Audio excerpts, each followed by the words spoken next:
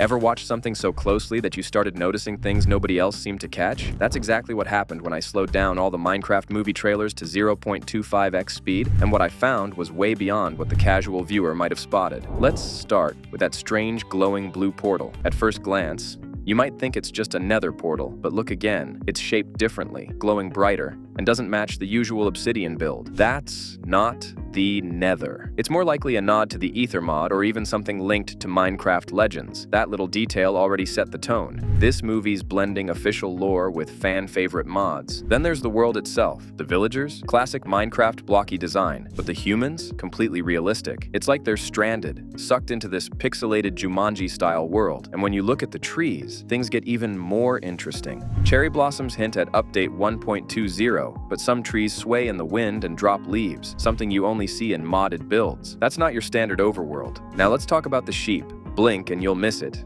But yes, there's a pink sheep casually trotting in the background. Doesn't sound like much? Well, it should, because pink sheep only have a 0.164% chance of spawning naturally. That's rarer than most mobs in the game, which makes its inclusion feel like a little wink to longtime fans. Then there's the glowing blue cube that shows up for just a few frames. What is it? Some are speculating it's the core of a diamond beacon. Others believe it's the polar opposite of the orb of dominance from Minecraft Dungeons. Whatever it is, it's important and not random. And things start heating up with the Piglin Raiders, not just your standard piglins either. These have roles. Some appear to be blacksmiths, others are dressed like tribal chiefs. One even rides a ghast, which feels like a discarded concept from Legends that finally found its place. But the most haunting reveal? A shadowy figure with purple eyes, shown only for a split second. That's Malosha, also known as the Seer. Blink, and you'd miss him. And right before the trailer ends, there's a quick flash of a human wearing Steve's outfit, trapped in the world, possibly for years. Could this be Steve, a forgotten player? Someone modded the game? And trust me, this is only the beginning. Just when you think the first trailer gave it all away, the second one ramps things up with even more cryptic details. It opens with something fans have been dying for, a flashback of young Steve. It's short, but powerful. It confirms that Steve wasn't always in Minecraft. He had a life before getting pulled into this world, and that backstory alone adds emotional weight to everything that follows. Before we even get to the action, the Warner Brothers logo flashes across the screen, but not just any logo. This one's reimagined as a blocky, shield-shaped emblem, just like you'd expect from a Minecraft splash screen. It's a small touch, but it shows how seriously they're sticking to the game's aesthetic. Now, here's where things get wild. Hidden on a metallic block floating in a cosmic scene is something straight out of the enchantment table, the galactic alphabet. And when decoded, it reads, Iron, Goldstone Gate, head home. It sounds like gibberish until you realize it could be a riddle, maybe even the movie's central quest. A portal built from iron, gold, and stone, a gateway back to the real world? Yeah,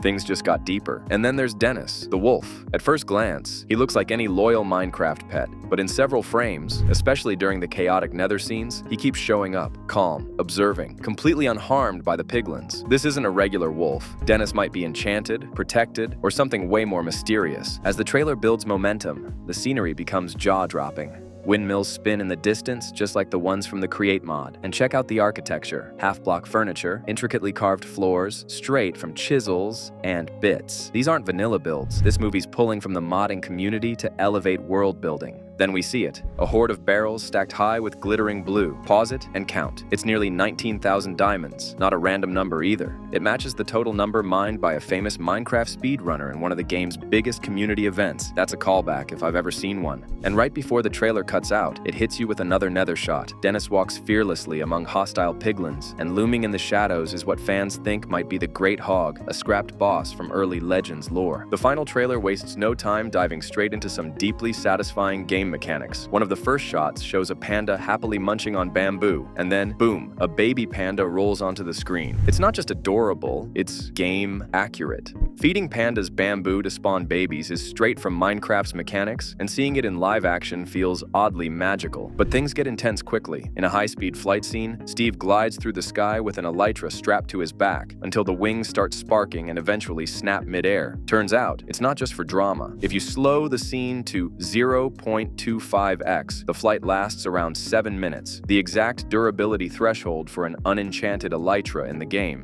That's the kind of detail only real fans would catch. Then comes the most unexpected twist, a theme park built entirely by Steve. It's a full-on redstone-powered amusement park with roller coasters twisting between trees, giant villager statues, and trapdoor walkways. It's like he's been in this world so long, he started having fun. And honestly, it kind of rules. The variety is also on full display. We see everything from classic librarians with their book-filled robes to nitwits wearing the iconic green. Even the snowy biome villagers with their distinct winter coats make a quick appearance. It's a subtle nod to the players who pay attention to biome-specific mobs, but nothing, and I mean nothing, tops the Woodland Mansion fight. Inside its dark corridors, Steve enters a full-blown arena match against one of the rarest mobs in the game, a chicken jockey. That's right, a baby zombie riding a chicken. With a spawn rate of only 0.2375%, it's insane to see it here. And if you blink, you'll miss it. A glimmer tucked behind an evoker's throne, a totem of undying. That wasn't just a cool moment. It also matches a design teased in the leaked LEGO set. Hunting for this item could play a bigger role.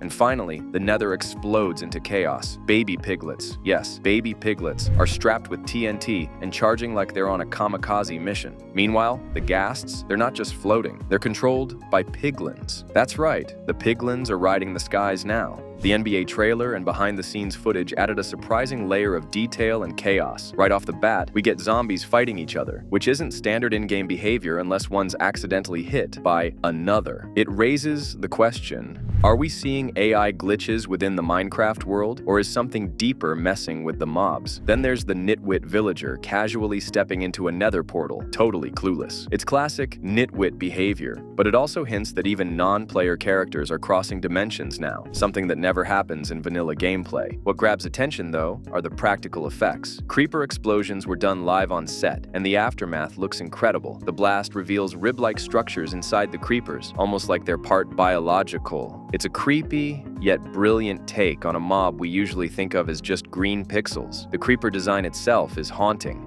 They're hollow, and their bodies are textured like overgrown mossy grass, making them almost invisible in forest scenes. This explains how they sneak up on players, and now, viewers, in plain sight. Behind-the-scenes footage also gave away some sneaky Easter eggs. In Steve's humble wooden home, a totem of undying can be spotted on a shelf, almost like a trophy or backup plan. It confirms the totem's importance across multiple scenes. Meanwhile, online fans had a field day laughing about the villager's design. Turns out, those thick eyebrows everyone was debating were mistaken for bangs by some animators early in production. Of course, eagle-eyed fans noticed plenty of slip-ups too. Farming scenes show crops fully grown in bone-dry soil, no water in sight. A classic rookie mistake. There's also a glaring continuity error during the panda scenes. One shot shows 3 pandas playing in a bamboo patch, but in the next, only 1 remains. The same scene, same angle. The elytra flight has its problem. Steve's wings just vanish mid-flight in 1 frame, which contradicts the otherwise careful durability countdown. And finally, the nether portal built for the Great Hog is way oversized, far larger than what the game technically allows. Unless this is part of the new lore, it's a stretch. But the biggest questions still haven't been answered. Is Steve just a player stuck in a world he built?